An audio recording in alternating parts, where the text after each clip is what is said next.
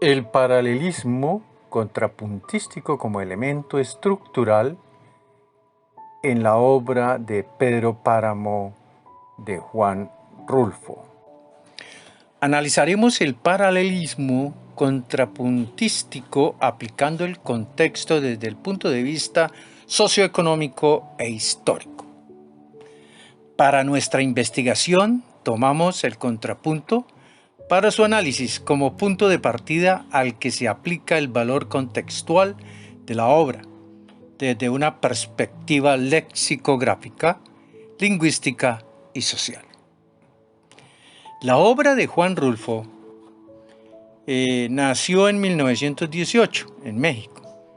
Publicó su primer libro de cuentos titulado El llano en llamas en 1953. Posteriormente publicó su obra maestra, la novela Pedro Páramo, que cuenta con más de 15 ediciones en español y en varios idiomas.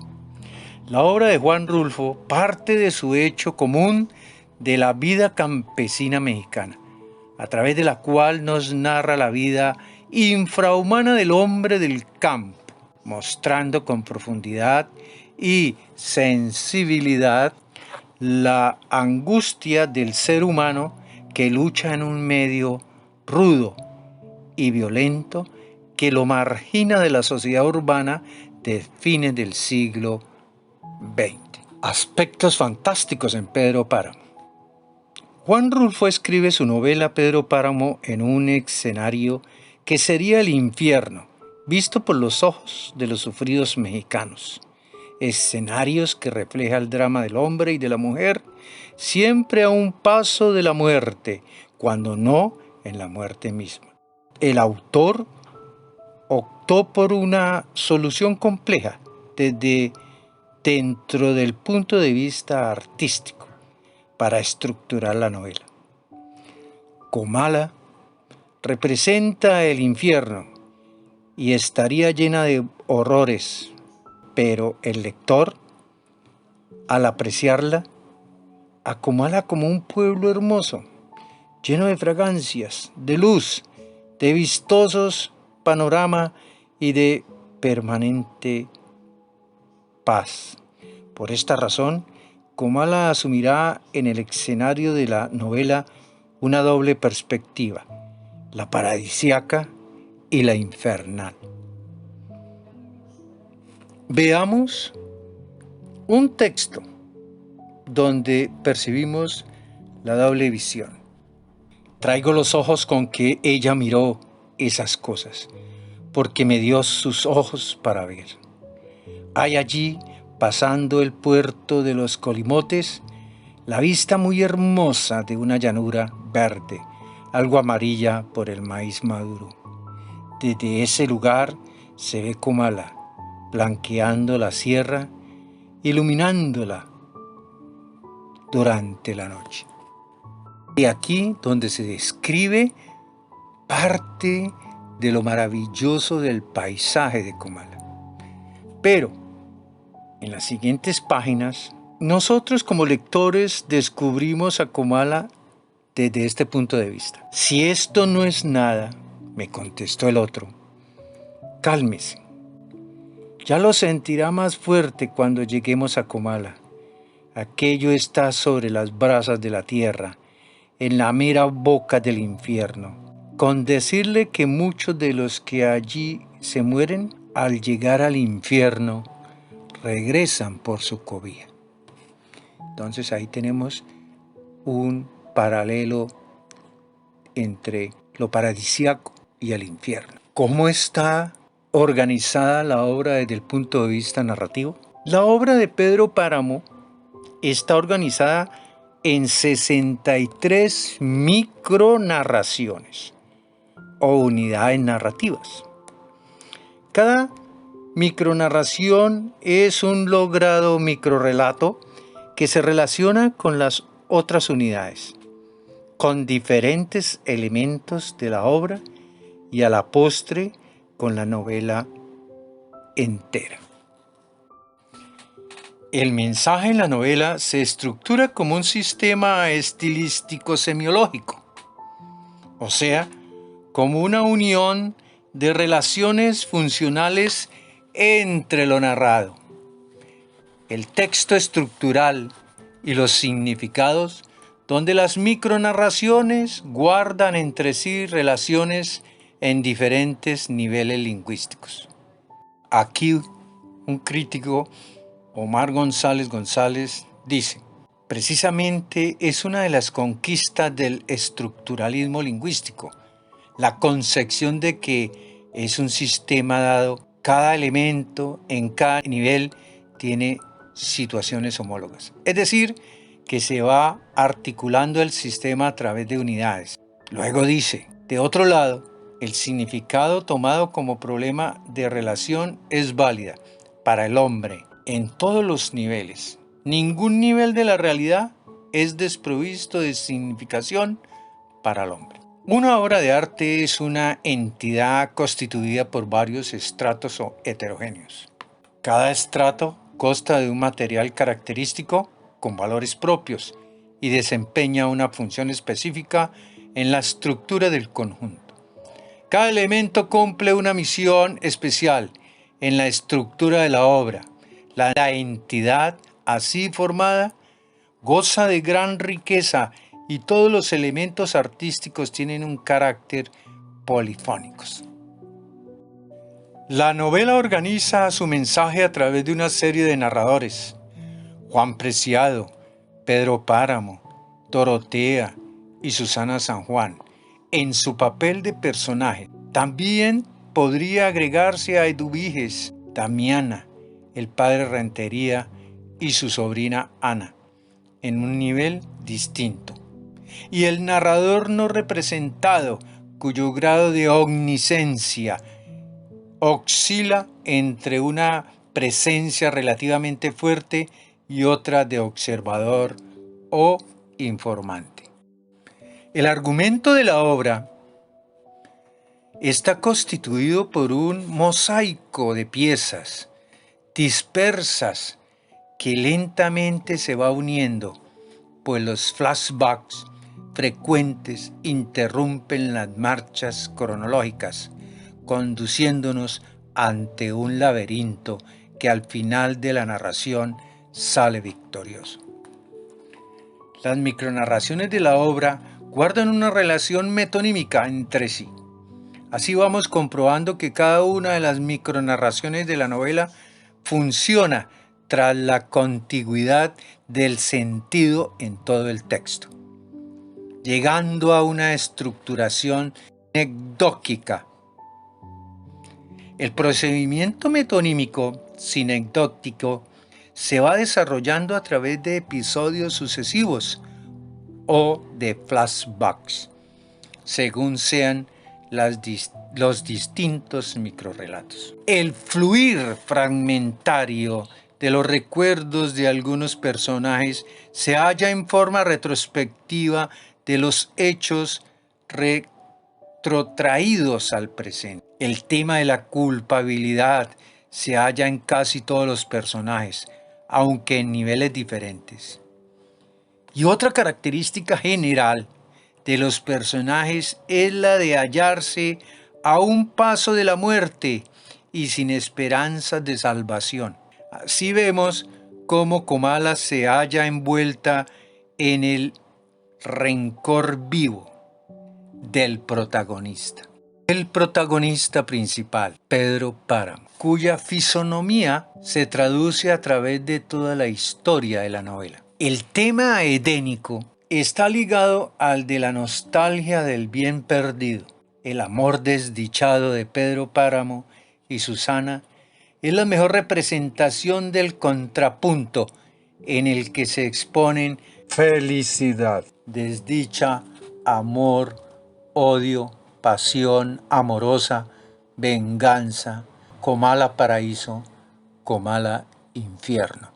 Mientras la voz narrativa nos describe la vida infernal de Comala, repleta de espectros, sin aire, llena de murmullos de ultratumba y azotada por un calor infernal, surge inesperadamente en forma de contrapunto la siguiente cita textual.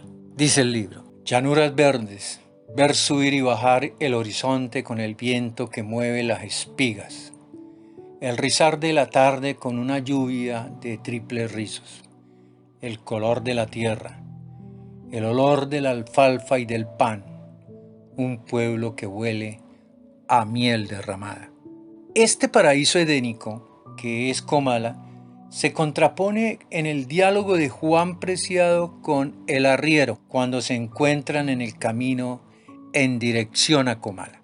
Después de traslumbrar los cerros, bajamos cada vez más. Habíamos dejado el aire caliente allá arriba y nos íbamos hundiendo en el puro calor sin aire. Todo parece como estar a la espera de algo. ¿Hace calor aquí?, dije. Sí, y esto no es nada, me contestó el otro. Cálmese, ya lo sentirá más fuerte cuando lleguemos a Comala. Aquello está sobre las brasas de la tierra, en la mera boca del infierno. La presencia de la muerte recorre toda la novela, llegando a convertirse en un tema constante en la narración. Comala se convierte en un cementerio poblado de murmullos de ultratumba, ruidos, apariciones. Todos sus habitantes mueren, a excepción del padre Rentería. Veamos el párrafo. Este pueblo está lleno de ecos. Tal parece que estuvieran encerrados en el hueco de las paredes o debajo de las piedras. Cuando caminas, sientes que te va pisando los pasos. Oyes crujidos, risas, una risa ya muy viejas, como cansadas de reír. Y voces, ya desgastadas por el uso. Todo eso oyes. Pienso que llegará el día en que estos sonidos se apaguen. Y lo peor de todo es cuando oyes platicar a la gente, como si las voces salieran de algunas hendiduras, y sin embargo tan claras que las reconoces. Ni más ni menos. Ahora que venía encontré un velorio. Me detuve a rezar un Padre Nuestro. En esto estaba cuando una mujer se apartó de las demás y vino a decirme: Damiana, ruega a Dios por mí, Damiana. Soltó el rebozo y reconocí la cara de mi hermana Sixtina. ¿Qué andas haciendo aquí?, le pregunté. Entonces ella corrió a esconderse entre las demás mujeres. Mi hermana Sixtina, por si no lo sabes, murió cuando yo tenía 12 años. Además de las muertes ordenadas por el cacique Pedro Páramo, como es el caso de Toribio Aldrete y de Bartolomé San Juan, asistimos a la muerte del padre de Pedro, de la madre de Susana, de Pedro y de Abundio. El contrapunto en los personajes. El sistema de oposiciones en la novela es muy notorio y muy frecuente en el caso de personajes. Algunas parejas tienen cierto paralelismo opuesto. Eduviges Diada y Justina aman y ayudan a Susana San Juan, mientras que Fulgor Sedano y Gerardo Trujillo son fieles al cacique Pedro Páramo. El padre Rentería recapacita de sus errores ante Pedro Páramo, mientras Gerardo Trujillo, abogado de los Páramo, desea abandonarlo, pero la ambición y la cobardía lo hacen caer de nuevo en sus férreas manos. Veamos un párrafo representativo que nos muestra a Pedro Páramo y el padre Rentería. El padre Rentería pasó junto a Pedro Páramo, procurando no rozarle los hombros. Levantó el hisopo con ademanes suaves y roció el agua bendita de arriba abajo, mientras salía de su boca un murmullo que podía ser de oraciones. Después se arrodilló y todo el mundo se arrodilló con él. Ten piedad de tu siervo, Señor, que descanse en paz. Amén, contestan las voces, y cuando empezaba a llenarse nuevamente de cólera, vio que todos abandonaban la iglesia llevándose el cadáver de Miguel Páramo. Pedro Páramo se acercó arrodillándose a su lado.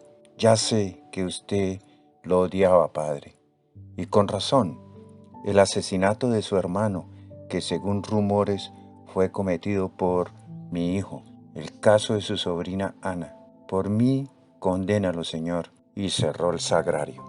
El siguiente diálogo entre el abogado Gerardo Trujillo y el cacique Páramo nos muestra la ambigüedad del pensamiento de Trujillo. Me voy, don Pedro, a Sayula. Allá volveré a establecerme. ¿Dónde quiere que le deje los papeles? No los dejes, llévatelos. ¿O que no puedes seguir encargado de mis asuntos allá donde vas? Agradezco su confianza, don Pedro. La agradezco sinceramente, aunque hago la salvedad de que me será imposible ciertas irregularidades, digamos, testimonios que nadie, sino usted, debe conocer. Pueden prestarse a muchos manejos en caso de llegar a caer en otras manos. Lo más seguro es que estén con usted. Voy a despedirme de don Pedro. Sé que me gratificará. Estoy por decir que con el dinero que él me dé nos estableceremos bien en Sayula y viviremos holgadamente el resto de nuestros días. Pero, ¿por qué las mujeres siempre tienen una duda? ¿Reciben el aviso del cielo o qué? Ella no estuvo segura de que consiguiera algo. Tendrás que trabajar muy duro allá para levantar la cabeza. De aquí no sacarás nada. ¿Por qué lo dices? Lo sé. Otra serie de oposiciones es detectable en algunos personajes. Susana San Juan está en constante oposición con Pedro Páramo y es indiferente a su amor, pues sueña con Florencio. Veamos cómo Susana San Juan, el amor imposible de Pedro Páramo, delira en sus últimos días pensando en Florencio. Tengo la boca llena de ti, de tu boca, tus labios apretados, duros como si mordiera oprimiendo mis labios. Él me cobijaba entre sus brazos, me daba amor. El padre Rentería repasó con la vista las figuras que estaban alrededor de él, esperando el último momento. Cerca de la puerta, Pedro Páramo aguardando con los brazos cruzados, enseguida el doctor Valencia y junto a ellos otros señores. Más allá en las sombras, un puño de mujeres a las que se les hacía tarde para comenzar a rezar la oración de difuntos. En oposición a este delirio morboso de Susana, vemos la maldad de Pedro Páramo y su venganza por la muerte de Susana San Juan. La media luna estaba sola, en silencio. Se caminaba con los pies descalzos, se hablaba en voz baja. Enterraron a Susana San Juan y pocos en Comala se enteraron. Allá había feria, se jugaba a los gallos, se oía la música, los gritos de los borrachos y de las loterías. Hasta acá llegaba la luz del pueblo, que parecía una aureola sobre el vuelo gris, porque fueron días grises, tristes para la media luna. Don Pedro no hablaba, no salía de su cuarto, juró vengarse de Comala. Me cruzaré de brazos y Comala se morirá de hambre.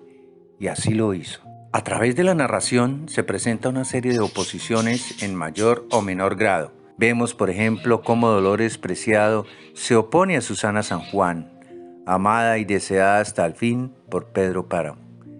También observamos la oposición entre Juan Preciado, hijo de Dolores, y de Pedro Páramo, quien no lo reconoce. Se opone a Miguel, quien goza de la ayuda de su padre Pedro Páramo. El paralelismo se da también en el caso de algunas muertes. Pedro Páramo queda frustrado para siempre por la muerte trágica de su padre. Susana por la de su madre.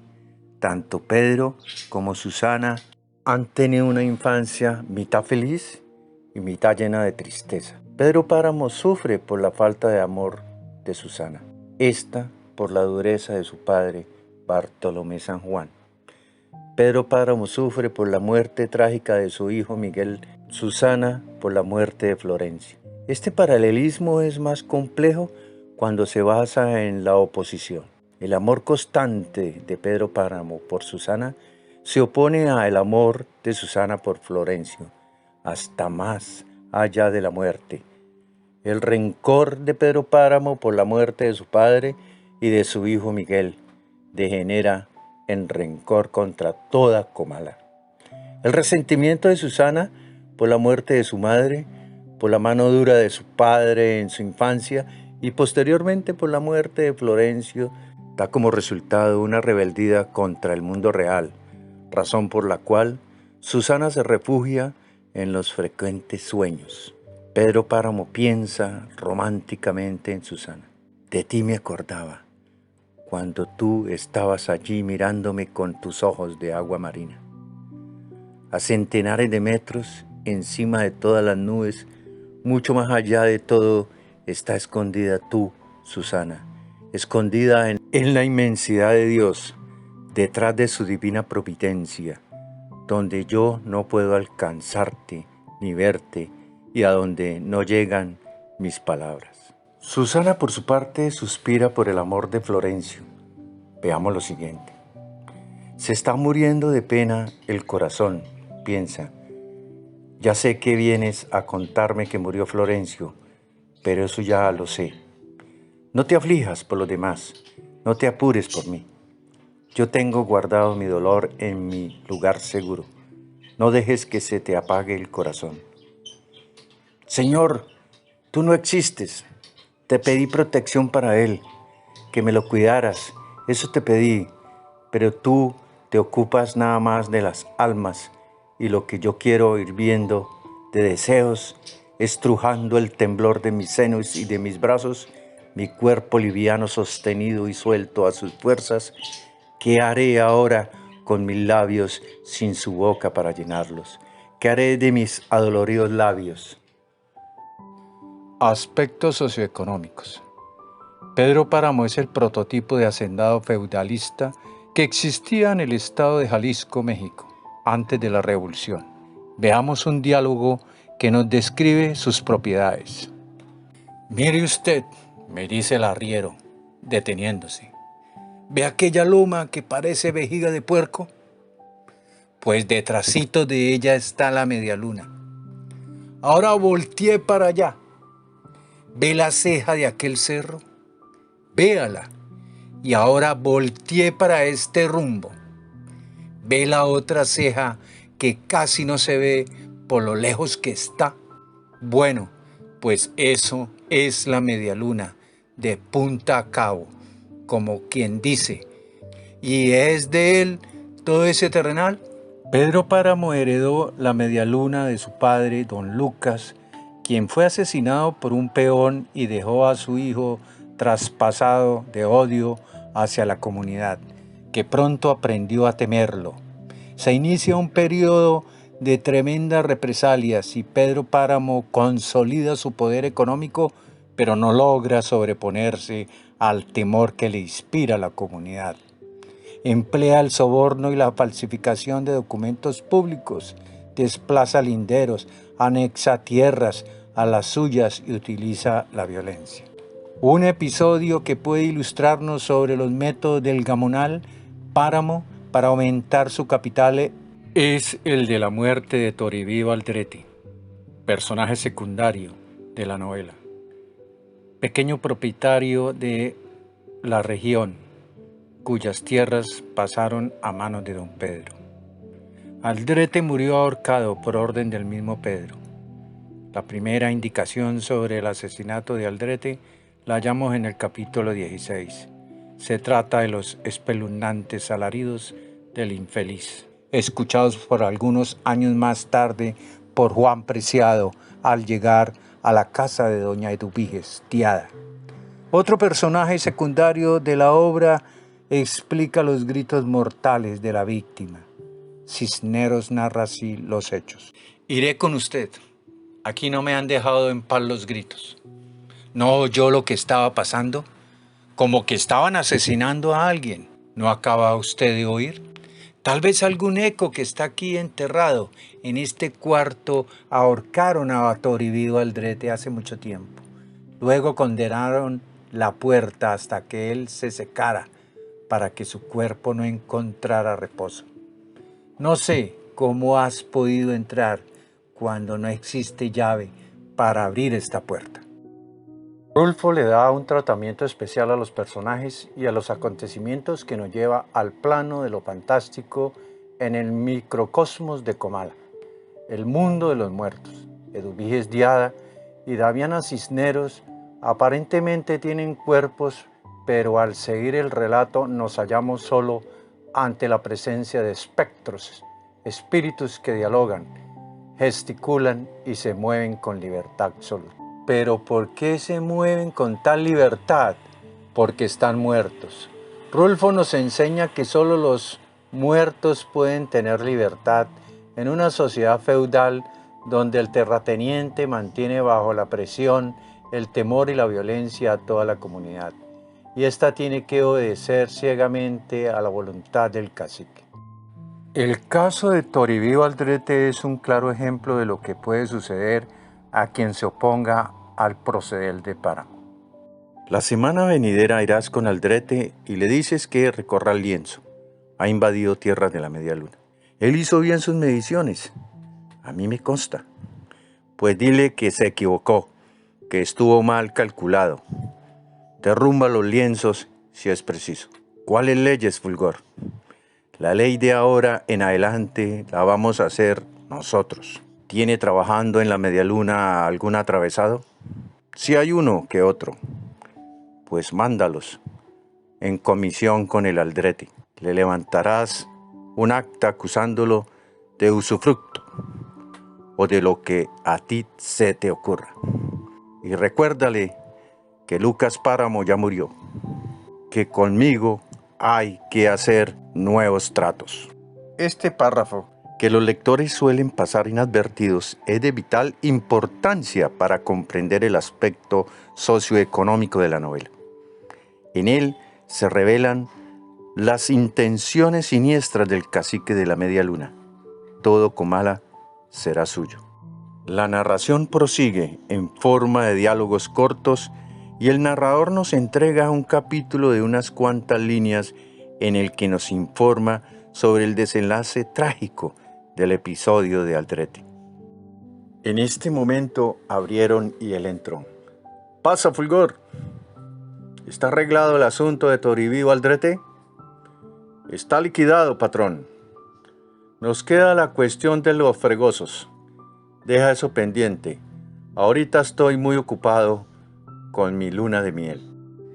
Posteriormente, el novelista nos entrega un segundo epílogo de la muerte del infortunado Aldrete. Te digo que a nadie se las ha vendido, pues son de Pedro Páramo. Seguramente él así lo ha dispuesto. ¿No te ha venido a ver don Fulgor? No. Seguramente mañana lo verás venir. Y si no, mañana cualquier otro día. Pues me mata o se muere, pero no saldrá con la suya. Requiescat in pax. Amén, cuñado, por si las dudas. En este corto diálogo, el autor nos muestra con sutileza artística la problemática que a veces azota al campesino, no solo de México, sino de toda Latinoamérica, quien continúa bajo el látigo implacable del feudalismo, del terrateniente, al igual que en los tiempos medievales.